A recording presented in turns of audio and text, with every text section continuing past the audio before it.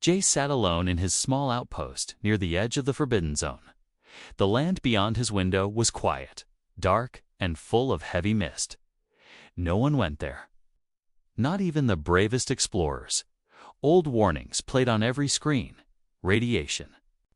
Strange creatures, lost ships, but Jace was not afraid. He was curious. Maybe too curious. That night, just after the second moon rose, a strange signal beeped on his monitor. It was faint, weak, but real. Jace leaned closer, his eyes narrowing. The signal was coming from inside the Forbidden Zone. He hesitated, remembering all the stories. But then the signal repeated louder this time, and behind it, a small voice cried out, "Help!" He grabbed his gear, strapped on his boots, and opened the blast door. Cold wind hit his face as he stepped outside. His vehicle, a half-broken rover, whirred to life and rolled forward through the dead land. The road was cracked and overgrown. The lights dim. The fog thickened the deeper he went. After an hour of silence, Jay saw something glowing through the mist. It was a ship, a small one, clearly not human. The hull was dented, wires hanging like broken vines. He slowed the rover and stepped out, his boots crunching the ash-covered ground. Inside the wreck, he found her. She was small, curled in a ball under a broken control panel. Her skin was a soft violet blue, her arms trembling. She looked up at him with wide silver eyes. "Hey," Jace said gently, raising his hands. "I'm here to help." She flinched. Pressing herself into the corner, Jace slowly removed his helmet to show his face. "I'm not going to hurt you," he said softly. He took off his jacket and held it out. She didn't speak, but her eyes never left his. Then he heard something moving outside the wreck. A deep growl. Then another. Jace turned fast, his hand going to the small laser at his belt. In the fog, shapes moved tall. Fast hunting. They weren't human, and they weren't friendly. He turned back to the girl. "We have to go now," he said, his voice low and urgent. She didn't understand the words, but she understood the tone. She stood up shakily, and he pulled her gently out of the wreckage.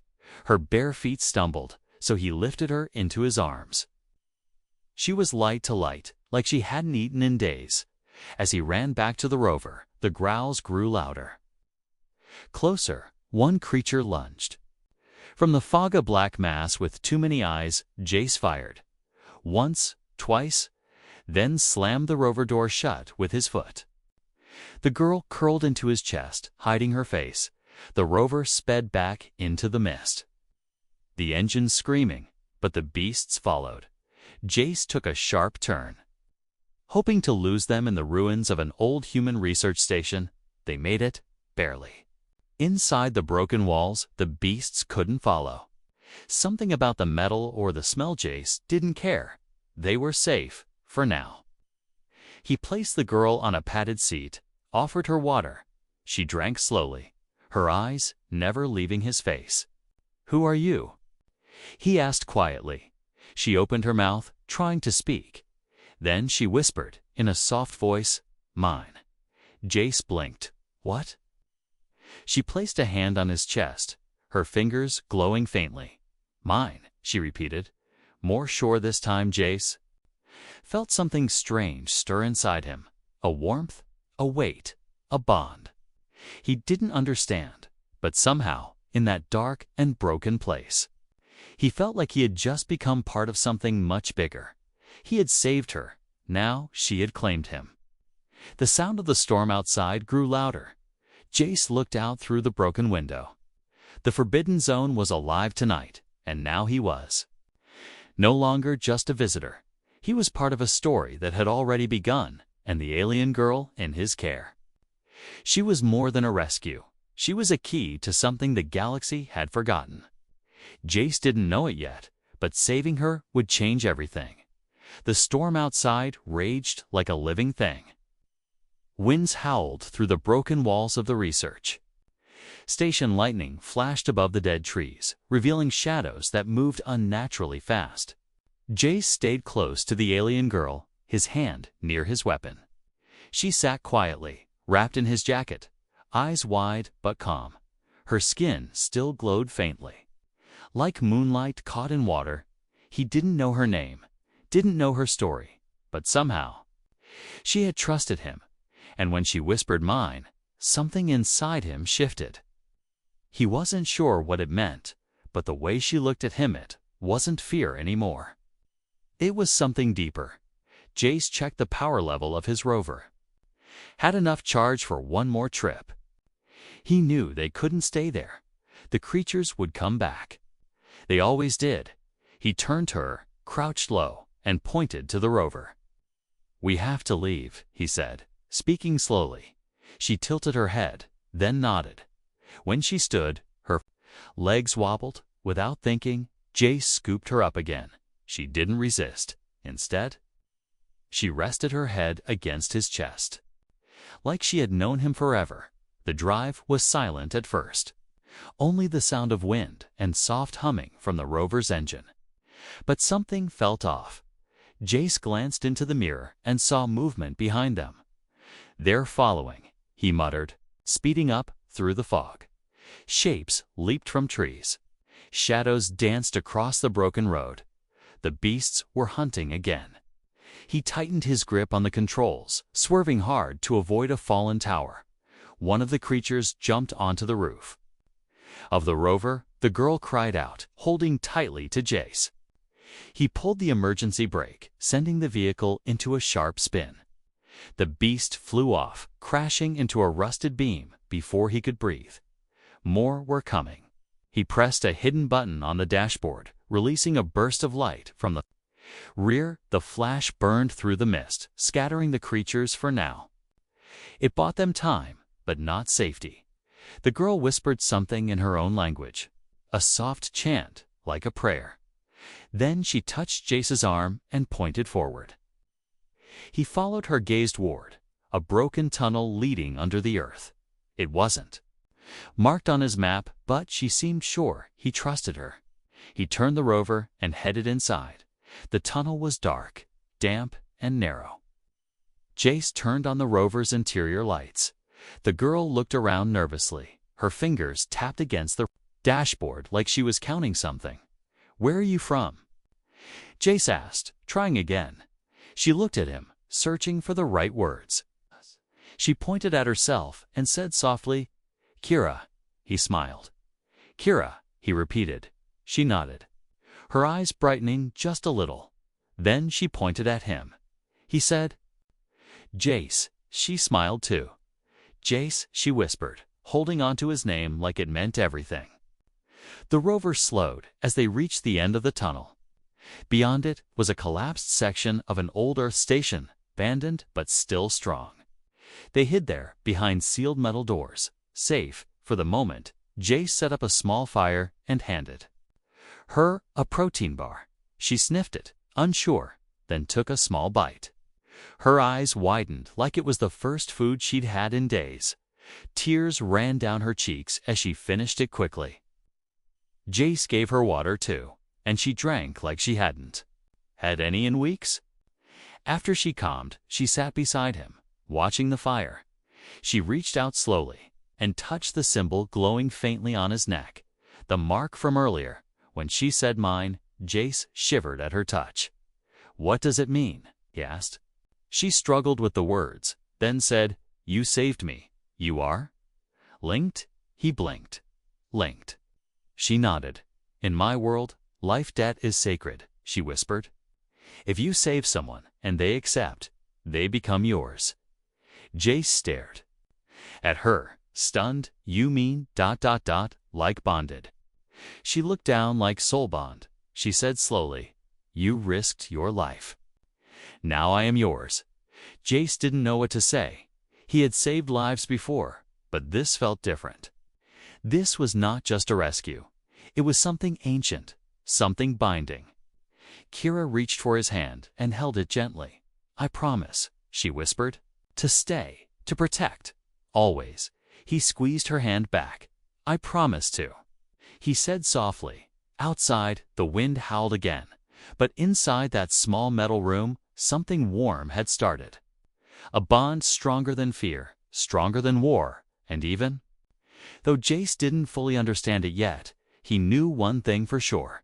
He wasn't alone anymore. Jace woke up to the soft humming sound of Kira's voice. She was sitting near the metal wall, her eyes closed, hands glowing faintly as she sang in her alien language. The fire had died out and the room was colder now.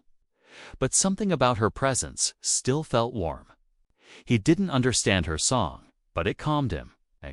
Like a lullaby from another world, she opened her eyes and smiled when she saw him awake. "Jace," she said softly, reaching out her hand.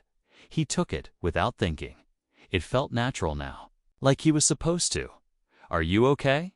he asked. She nodded, then looked down as if thinking hard. "Dream," she whispered, pointing to her head. "Your face in dream." Jace blinked, surprised. "You dreamed about me?" Kira looked up again, her silver eyes bright. "Yes," she said, placing her hand on his chest. "You are deep here." She was trying, using more of his language than before. And Jace could feel her learning, not just words, but emotions.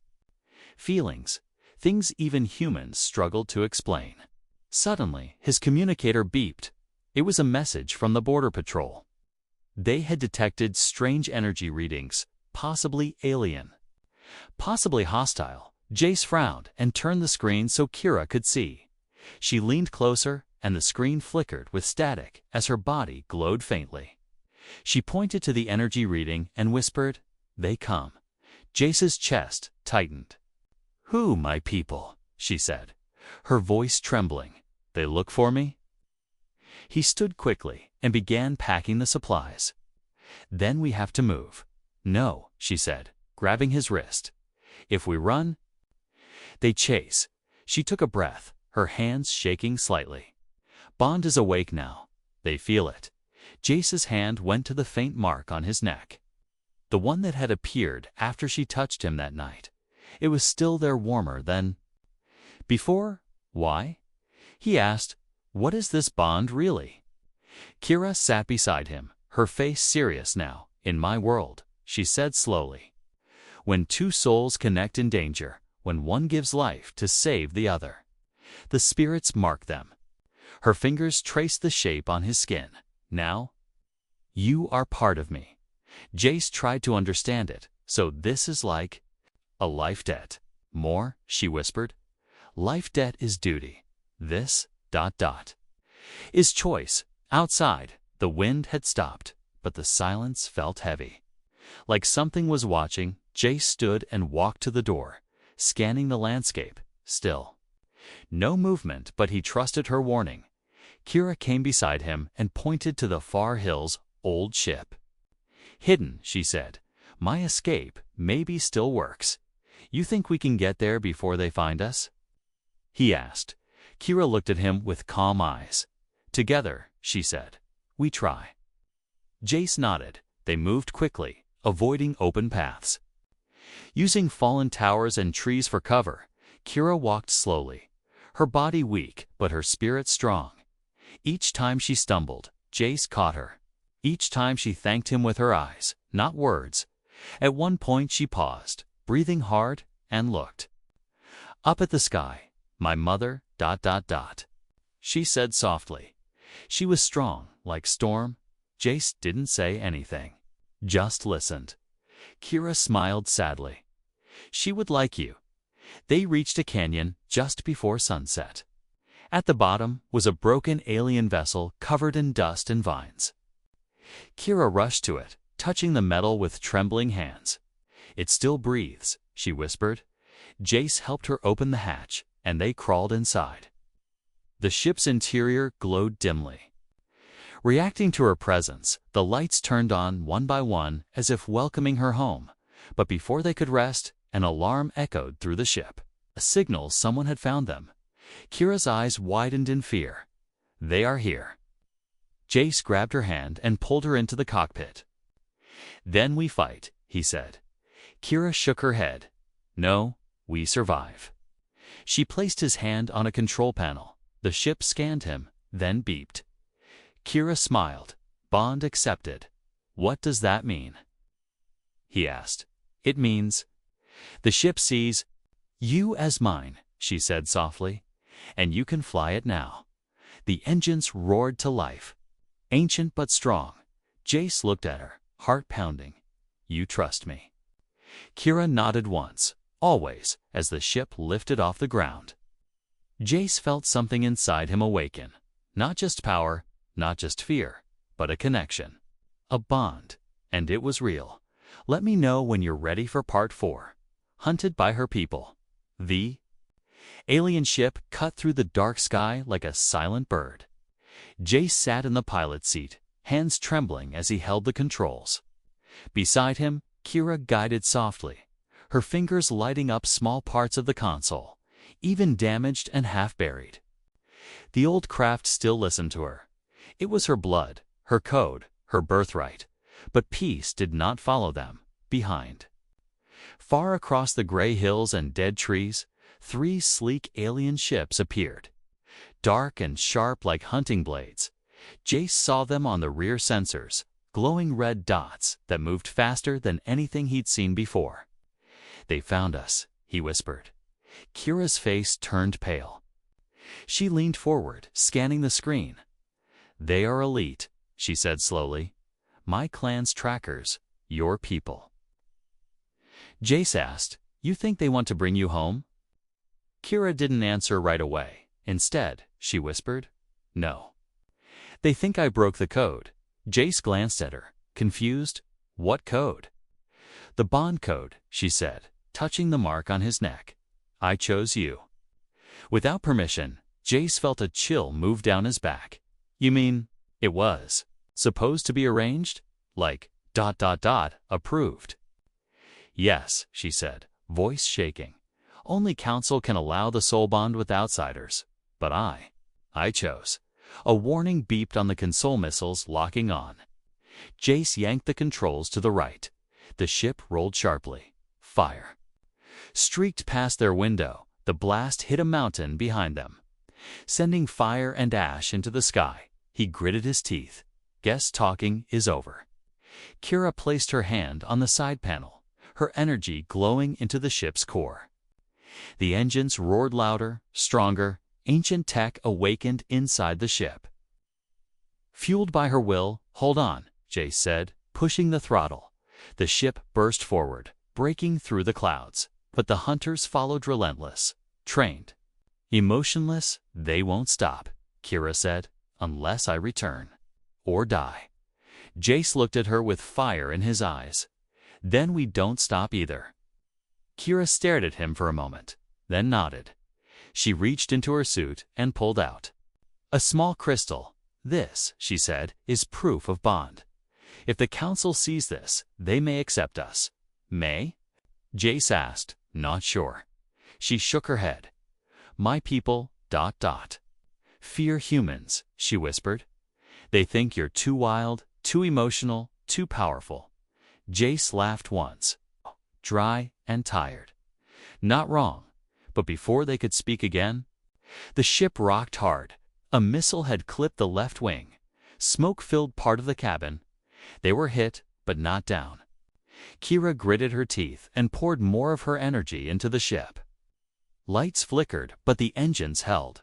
We can't run forever, Jace said.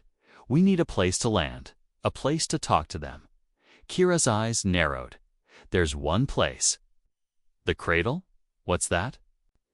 Ancient place full of laws and memory, she said. If they see us there, the bond will be sacred. Jace nodded. Set course. The cradle was hidden in the mountains, a huge ring of stone and metal floating above a glowing lake. The ship dropped lower as they approached, flying fast and low between cliffs. The hunters still followed, but didn't fire. They know this place, Kira said. They won't attack here. The ship landed on a silver pad, steam rising from the engines as Jace stepped out. He saw the other ships land nearby. 3 tall alien warriors walked toward them, faces hard and eyes cold, One of them, dressed in deep red armor, pointed at Jace. "You are the outsider," he said sharply. "You touched what is not yours, Jace." Stepped forward, not flinching. "She chose me," he said. Voice steady, "She made the bond." "I didn't force anything." The warrior hissed. "She cannot choose without the right." Kira stepped beside him, holding the glowing crystal high. "I did," she said firmly. "And I accept the mark." Even without right, the warriors fell silent. One of them stared at the crystal, then turned to the others. "It is real," he said, voice low but forbidden. The red-armored one snapped. Jace spoke again. "If this is wrong, punish me," he said. "But she was dying, and I saved her. We survived together. We bled together. I didn't come here to steal. I came here to protect." The wind howled through the cradle, ancient energy stirring in the air. Suddenly, the stone under them glowed. The bond mark on Jace's neck lit up, and Kira's skin shimmered. In response, the cradle had seen and accepted. The red warrior lowered his weapon slowly. "Then let the bond be judged," he said, "by the ancients." Jace and Kira stood together. Hand in hand, whatever came next, they would face it together. Because the bond was real, and nothing, no law, no threat could break what was awakened between them. The ground beneath Jace and Kira glowed with soft light. The ring of ancient stone around them began to hum. Symbols appeared in the air, glowing golden lines, moving like slow fire. The cradle had awakened, and now the bond would be tested. Jace looked at Kira, her hand still in his. She didn't speak, but her grip told him everything. She was scared, but she was ready, and so was he. The red-armored warrior stepped forward. "You have entered sacred space," he said, his voice echoing. "You claim a soul bond without the right. Now the cradle shall decide if your bond is truth or falsehood. What happens if it says false?" Jace asked. The warrior stared coldly. "Then you will be separated forever," he said, "and the girl will be returned to her clan against her will." Jace asked, his voice sharp. "She has claimed property," the warrior said, "until the bond is proven." Kira's face darkened, her eyes glowing slightly. "I am not property," she whispered. "I am his by choice." The warrior ignored her. Instead, he raised his hand. 3 beams of light struck the ground in front of Jace and Kira. From them rose 3 tall stone figures, shaped like an alien god. "These are the Watchers," the warrior said. "They hold memories of all soul bonds made and broken. They will test your heart, your pain, your truth." Without warning, the world around them disappeared. The cradle faded, the mountains vanished. Jace blinked and found himself standing alone in a dark forest. He called out, "Kira." No answer. Instead, a voice spoke from the shadows. "Why did you save her?" It wasn't a voice he recognized. It came from everywhere and nowhere. "I don't know," Jace said. "I just ... had to." The forest twisted, showing an image Kira bleeding in the wreckage, crying, reaching out. "You could have left," the voice said. "You had no orders, no reward." Jace stepped forward. "She looked at me like I was the last light in her world," he said, "and in that moment, I couldn't walk away." The forest began to fade. Another place appeared, a battlefield. Jace saw himself running, wounded, carrying Kira through fire and smoke. "You risked your life for someone you didn't know," the voice said. "Would you do it again?" "Yes," Jace whispered. Again and again, the battlefield vanished. He found himself standing before the 3 Watchers. They said nothing, but he felt their eyes pressing into his soul. Then he saw Kira, also standing alone in her own trial. She was surrounded by memories from her childhood, her people, her training, her mother. Voices told her, "You dishonored your blood. You chose an outsider. You broke the right." Kira trembled but stood tall. I chose him because he chose me first. She said, when I was weak, he carried me. When I was silent, he listened. When I was hunted, he stayed. One of the watchers asked, would you give your life to protect him? Kira stepped forward without hesitation. Yes, she said, because he gave me mine. Suddenly, both Kira and Jace were pulled back into the cradle. Their hands found each other again. As if no time had passed, the watchers now floated. Above them, their stone forms glowing white. The Red Warrior stepped forward. Staring at the watchers speak, he commanded. The three watchers raised their arms. A wave of light poured down over Jace and Kira, the bond mark on Jace's neck, and the glow in Kira's skin lit up, pulsing together like one heartbeat. Then the voice of the cradle spoke not in words, but in feeling. Truth, the bond is real. The bond is chosen. The bond is sacred. Gasps echoed around the circle. Even the Red Warrior stepped back, shocked. He had expected failure. Instead, the ancients had spoken clearly. The bond is accepted, he said, through gritted teeth. But it changes everything. Jace looked at him. What changes? You are now part of our laws, he said, and so is she part of yours. Kira turned to Jace, her eyes wet with tears. We passed, she whispered. We stay. Together, Jace smiled. Heart full. Yes, he said. We stay. Around them, the cradle slowly faded. The watchers returned to stone, but something permanent had awakened. Not just a bond between a man and an alien girl, but a bridge between two worlds. The stars above the cradle sparkled brighter than ever before. Jace and Kira stood side by side, the bond still glowing between them. The ancient energy had faded, but its judgment remained. Their connection had been accepted. But peace did not follow immediately. The red-armored warrior turned to the others.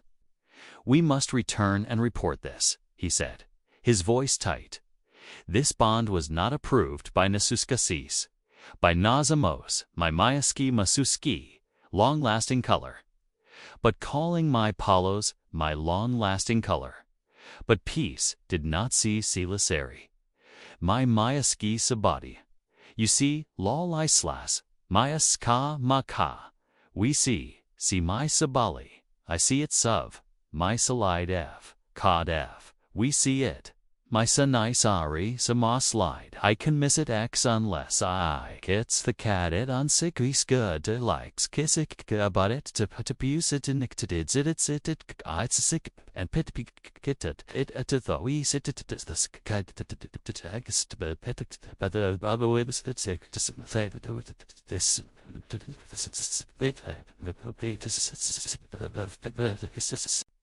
the council. And yet it stands. The other warriors nodded slowly, unsure what to think. Never before had a bond between human and alien passed the rite without permission.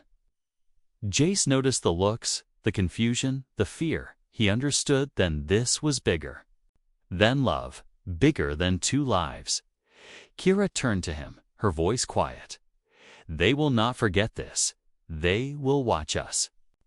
Let them, Jace said. Let them see who we really are. When they returned to the alien homeworld, the skies were filled with ships. News had spread. And now the eyes of leaders and warriors alike turned toward them. Some looked with anger, others with awe. Kira held Jace's hand tightly as they walked through the grand gates of her city. In the council chamber, they stood before 7 tall figures, each one cloaked in ancient robes. These were the elders, the final word. In her people's law. You broke the right, the center elder said to Kira, but you awakened the cradle. Kira bowed her head. Yes, she said, and it accepted us. The elder looked at Jace next. You are human, he said slowly. A race known for violence, emotion, unpredictability. Jace stood tall. Yes.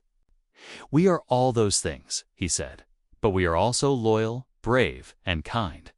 And I never asked for this bond, but I will protect it with my life. Whispers filled the chamber. The council had expected denial, not strength. They had prepared for fear, not courage. Another elder spoke. The cradle saw truth in your hearts. We cannot break what the ancients have blessed. But this creates risk. A third elder said, if other humans believe they can take our daughters, I didn't take anyone. Jace interrupted firmly. She chose. The room fell silent again, and slowly that silence turned to respect. The council debated for hours. Jace and Kira waited outside, sitting under a tree of silver leaves. Children passed by and stared at Jace, whispering, giggling, curious. He smiled at them, not as a soldier or a stranger, but as someone trying to belong. Kira leaned her head on his shoulder. You are changing things, she whispered. My people feared your kind, but now they are watching. Good, Jace replied. Let them see what love looks like. Finally, the council called them back.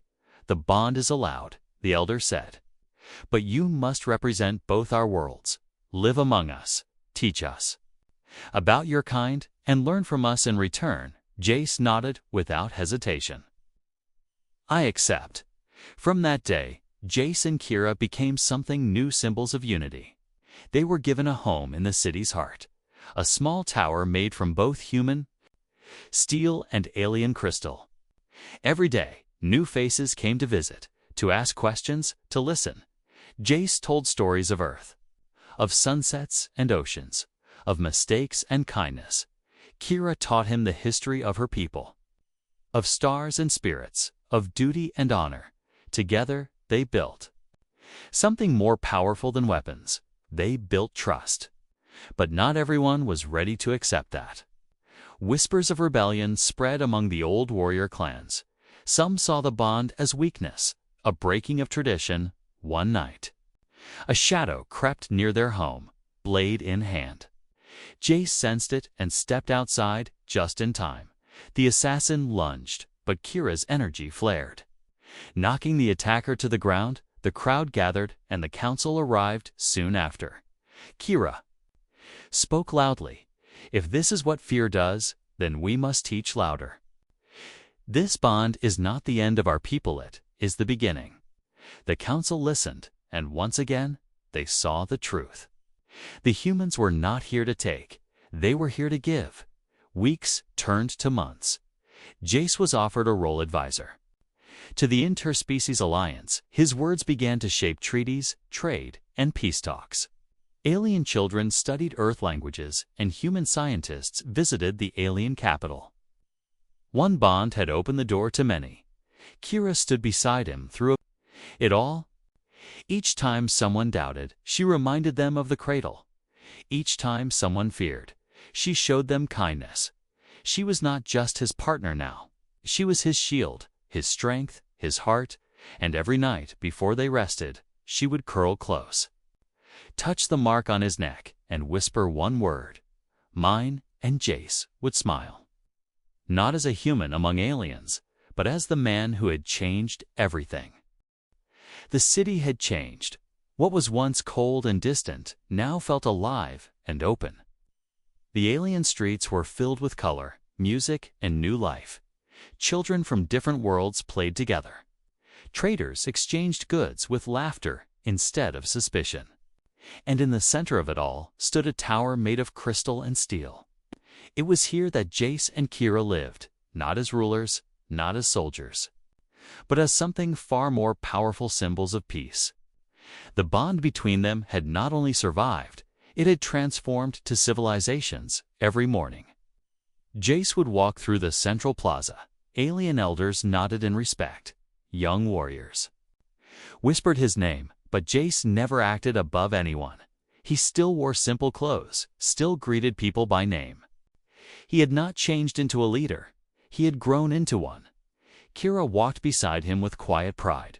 Her people now looked at her with new eyes. She was not just a girl who broke the right.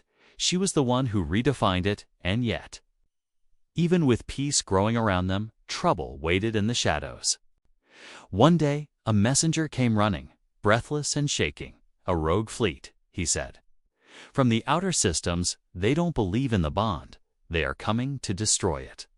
The council gathered at once. Some wanted to hide. Jace and Kira, others wanted to send them off-world, but Jace stood tall before them all. "No," he said. "We won't run." Kira nodded beside him. "If we hide, they win," she said. "This bond is not just between us anymore. It's between everyone who dares to believe in something better." So they prepared, not for war, but for truth. Jace sent messages to both Earth and nearby alien systems.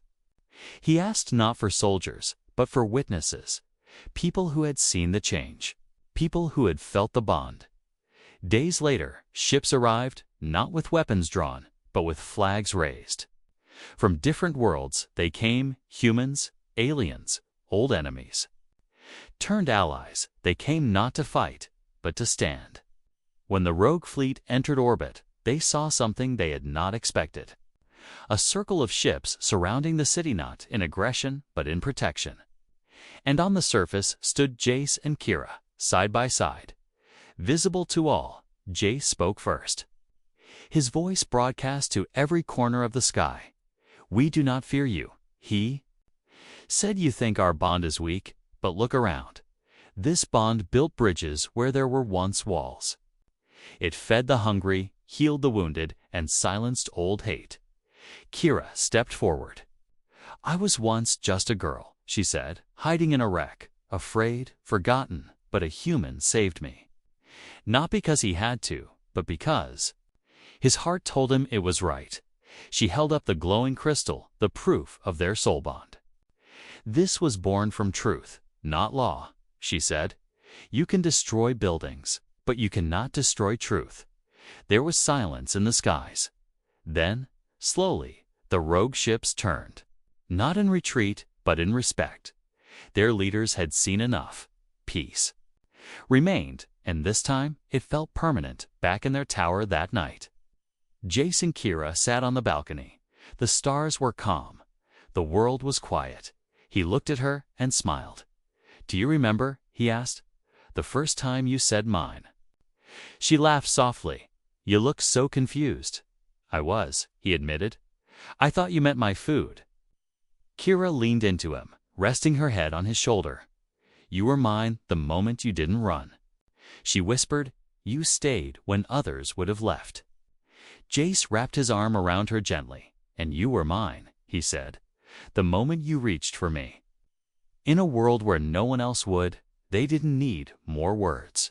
The silence between them was filled with meaning. A soft wind passed through the tower, carrying peace, carrying hope down below. A young alien girl passed the tower and looked up. She asked her father, "Who lives there?" He smiled and said, "That's the girl who once whispered mine to a human and changed the galaxy forever." And high above, the stars watched, not in judgment, but in wonder. For something rare had bloomed in the cold of space. Not power, not conquest, but love. A human had risked everything for one lost soul. And in return, she gave him everything. Not just a bond, not just a home, but a forever.